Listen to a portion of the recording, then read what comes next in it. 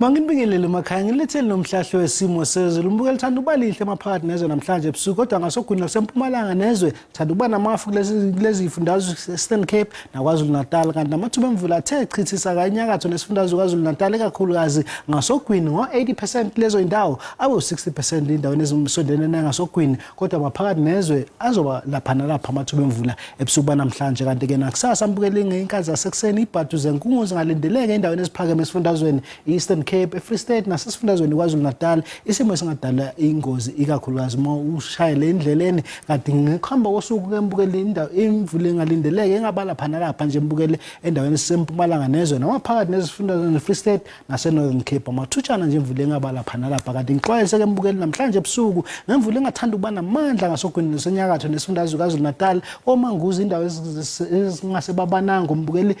indawo ezingalindeleka uthi kube nemvula engadala umonakalo kulezo ndawo kanti ke nakusasa ke mbukele ngixwayise mbukele ngishisa indlela engalindeleke enyakatho ntshonalanga nezwe